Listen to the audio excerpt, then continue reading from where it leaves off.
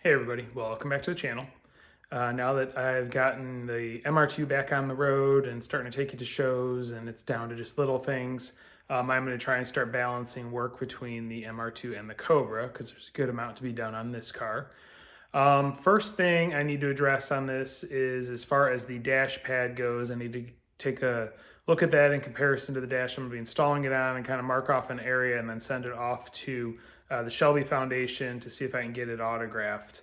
I'd like to see if they can get something on the passenger side, like where the glove box door would be, have a nice autograph put on it, and they'll just kind of finish it off ever so slightly. So it'll be basically, get that taken care of, get that mailed out, and then get to work on starting to gut the wiring that's sitting there that needs to be pulled out from behind the dash.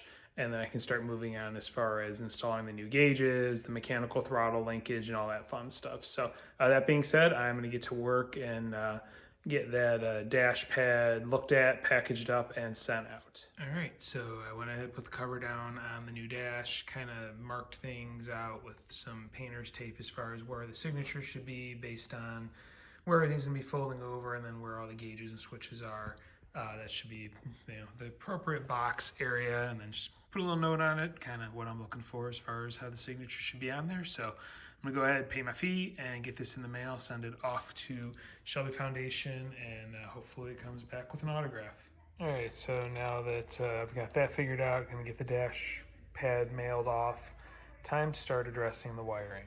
I already pulled the connector that went to the ECU that went across there, pulled it over here. I ended up having to cut it because it was stuck behind there, because that's just wiring that's going to be coming out.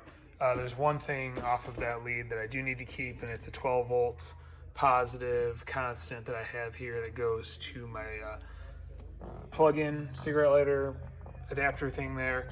So what I'll do is I'll probably just cut the wire here and here and then just splice it together, because I don't need whatever is going through the rest of that harness, and then I can go ahead and snip the other wires that I don't need and just start working on cutting out things that are in this bundle that are no longer needed. So I'm going to be messing around with this for a while. Alright, so things have escalated.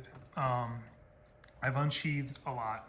I've pulled down a lot of the crap that was tucked up pretty high, and I think the only way I'm really going to be able to gut this like I want to is to pull the harness through from the engine bay. This is the chassis harness that comes out right there.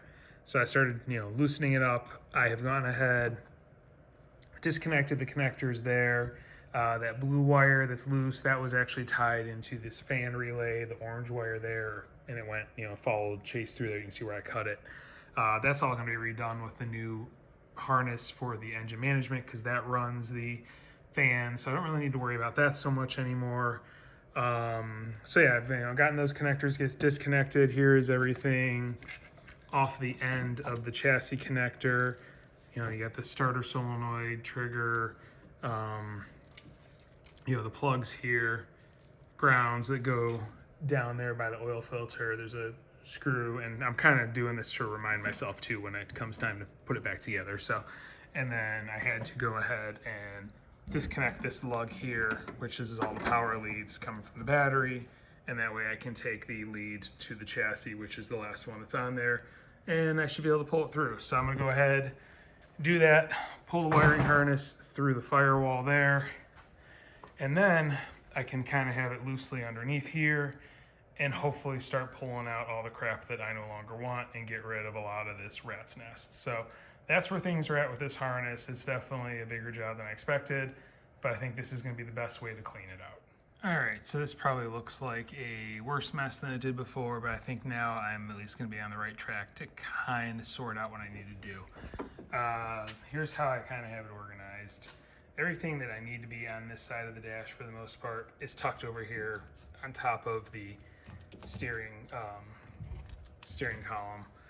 Those are all your switches and everything that I'm gonna need to keep inside the car.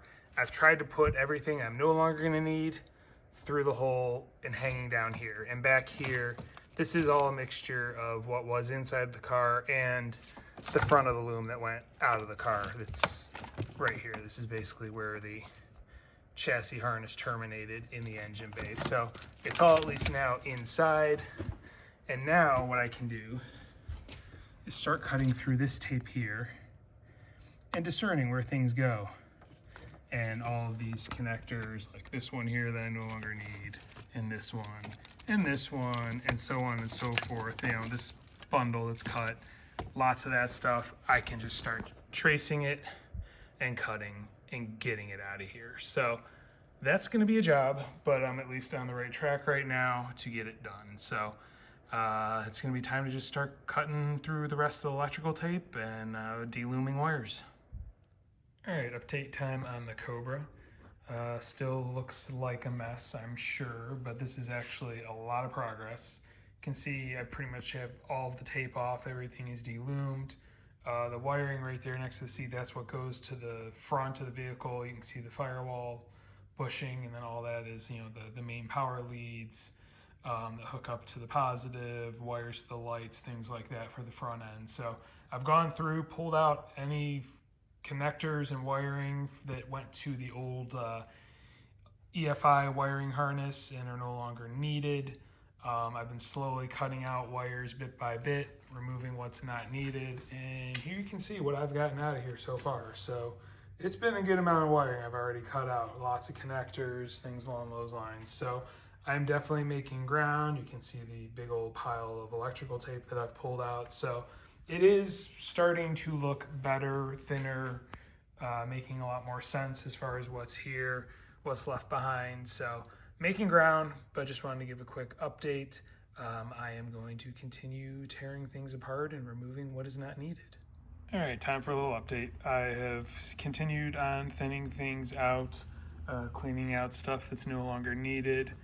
And I think I'm kind of starting to get to the point of the nitty gritty where we've got stuff that we do need to keep and figure out how I'm going to run it. So, one thing I wanted to address is fuel sending units. It is a yellow with white striped wire that comes, I'm guessing, obviously from the back of the car, and it comes through this junction box right here, or this junction connector.